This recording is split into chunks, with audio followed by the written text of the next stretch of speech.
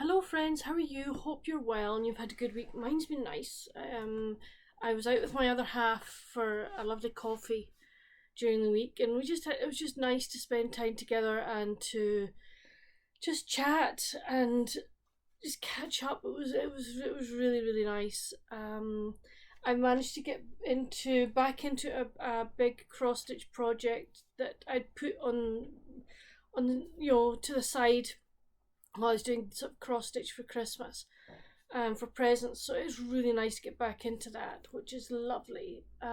Weather here, we haven't had any, in the part of Scotland I'm in, we've had no snow, but we've had like what for us is cold temperatures. We've had kind of like -4, -5, with kind of -2 to freezing during the day.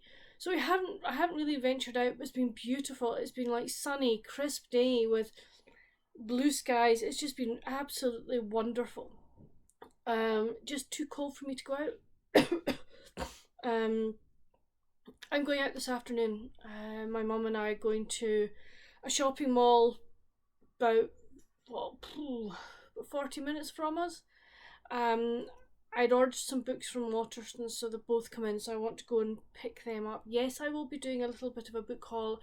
I'm waiting in another 3 to come in from various other places, so once I've got all those together, I will definitely do a book haul. Reading wise, this week's been not bad. I finished Different Aspects by Michael Ball. I really enjoyed this one. I gave it 4 out of 5. I found it very hard as it was a memoir to kind of rate it, I have to say. So Michael decided that in 2023 he was going to revive Aspects of Love, but now it gets called Aspects 2. So we learn about the process, part of the process of how they went about deciding how to put Aspects 2 together. Michael decided he was going to play the part, he wanted to play the part of the uncle of George. And they had to make various changes because there's no way that the British public or any of Michael's fans would have allowed somebody else to sing Love Changes Everything. There was absolutely no way, and that was the song. That was the song of Alex, the nephew. So they had to change bits of it, and there was also another very important bit that they had to change. I'm not going to say what it was.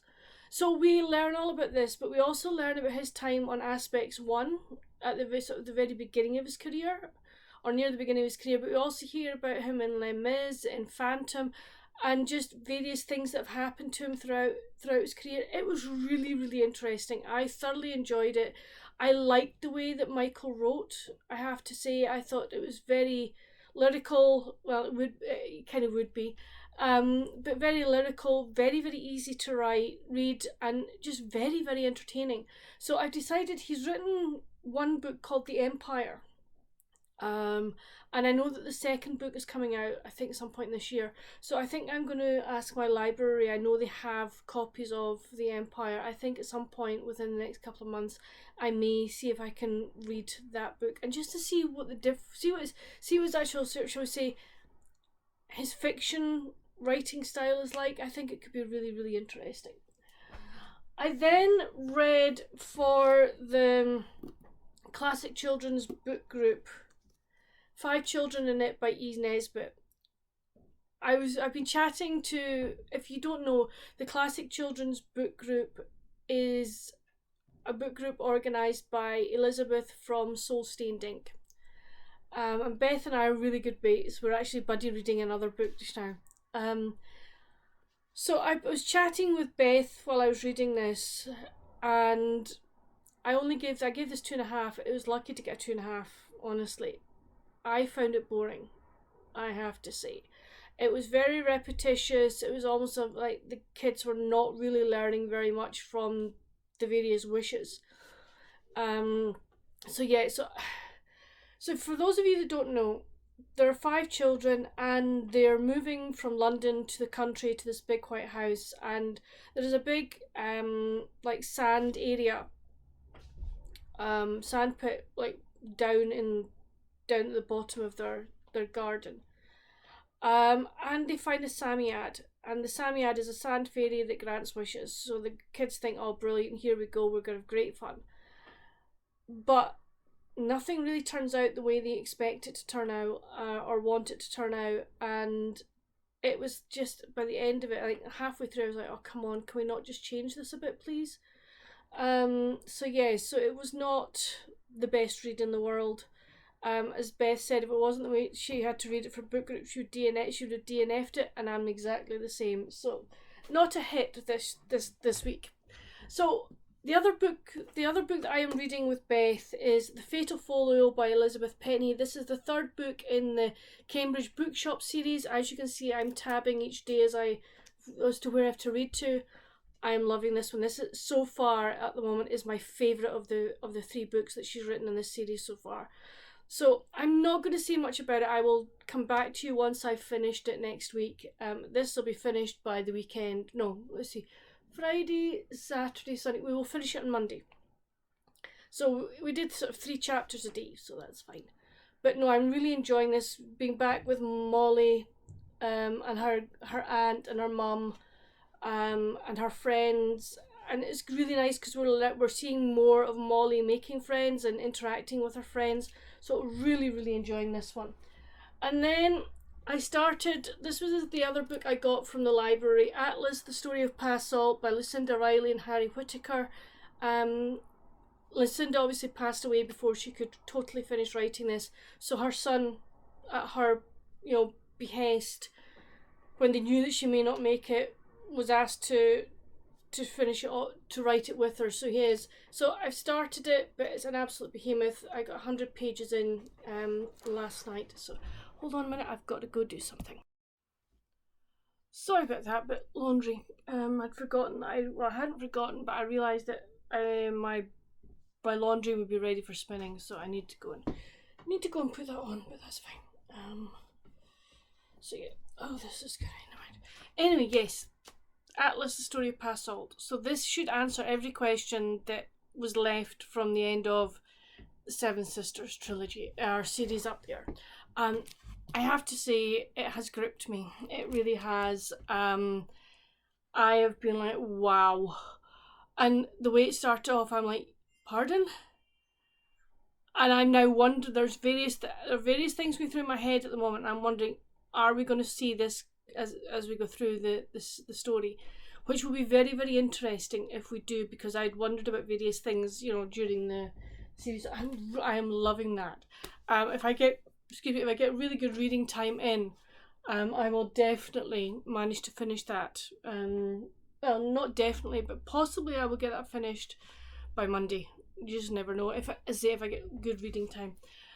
I'm also listening at night to The Last Carolina Girl, by, I think that's the name of it. Hold on till we checks the book. Yep, The Last Carolina Sister, by Michelle Major. I'm really enjoying it, loving seeing Mary and her pet rescue, or her animal rescue and everything. I'm really, really enjoying that, and I'm enjoying her interaction with Ryan as well. I'm really, really liking that a lot. So I will tell you more about it when I finish it. It should be finished by, I'll be telling you about it next week, because it'll definitely be finished by the weekend. So that's kind of all my reading. I thought I'd maybe let you see my cross stitch. How lovely is that cover? I got myself one of these lovely cross stitch bags a while ago. And this is where I keep my big project. So that's what I've done so far. Hopefully you can see it on the frame. So yeah, if you're wondering, I need to get some of the brown to finish off the pine cone. I don't do any of my kind of back stitching until I've finished the piece. This piece from here will be hanging a little mouse. I will sort of let you see it as I keep doing it. And yes, my needle holder is a gong. It had to be a gong. Come on. So yeah, so that's what we're doing, and I have thoroughly enjoyed just picking this up again and doing it. It's been nice. It is a Christmas. It's a Christmas piece that one of my friends gave me for my birthday about 2 years ago. And I'd started it and put it aside for various reasons, but now I really want to sort of spend time on it. But I've decided I've got about 2 or 3 other big pieces as well that I've decided what I'm going to do is I'm just going to rotate. I'm going to work on them monthly, so I'm going to do a monthly rotation.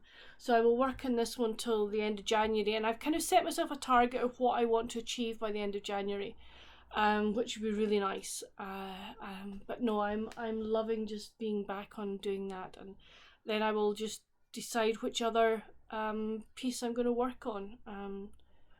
I've got, I think, another 2 or 3 Christmas ones. I've got a Harry Potter one. So it'll just be a case of just sort of flipping through them and deciding which ones. I may do what Sarah, the bookish knitter, does and put them on a wheel and just hit the wheel and decide which one I'm gonna work on. But we'll see. But what are my plans for the weekend? We've got rugby tonight. Both Glasgow and Edinburgh are playing tonight. They're playing at the same time, so we'll have to record one of them. We have the gas engineer coming tomorrow again. Yeah, our boiler went kaput a week past on Wednesday, and we've had to just keep hitting things like the reset button or have the gas fire on, or we've got a fan heater, we've got to use that.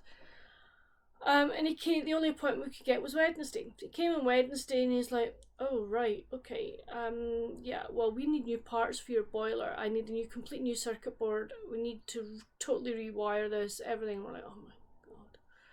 And he said, right, I need to order parts.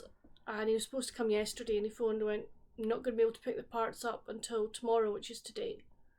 I'll be with you at 8 o'clock on Saturday morning. And I'm like, oh man. So yeah,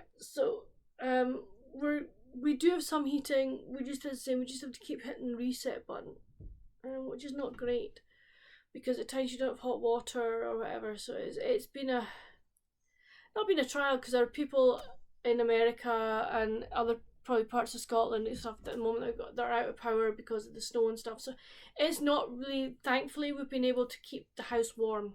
You know, with hitting the reset button, it means that the radiators do come back on. At the moment I can feel that the radiators are hot or warm, so that's fine. It's great. It's not that we have not been able to have some form of heat, which has been great, and we have blankets and everything, so we are okay. But it's just like, you know, 8 o'clock in the morning is on a Saturday is just not 8 o'clock in the morning. Any point in time is no fun. But you know, but that's hopefully, fingers crossed, tomorrow he will get it all done, because he's got to do a full service for the whole of all the heating, including the fire and stuff. So he's going to be here for probably most of the day, poor soul, tomorrow. You know, so that'll be a big thing tomorrow. But apart from that, there's nothing much else happening this weekend. Cross stitch and reading, I hope. Yay! So that's kind of all that's been happening, friends. Please let me know down in the comments, how have you been doing if you've been really badly affected by the snow, etc. this week. I just hope you're okay and that you're nice and you've been able to stay warm and cozy and toasty. If you've lost power, etc., has it come back on yet? I would love to know. What have you been reading, and what are you going to be reading this weekend? And what other plans do you have? It would be really nice to know. And while you're on the way down to the comments, why don't you hit that subscription bell if you haven't already, and hit the notification bell. It'd be really nice, you know, if you want to come back and see what I've been doing, and just give this video a thumbs up. It will just help keep my channel hopefully growing. It would be really, really nice. But until my next video, friends, stay safe and happy reading. Bye.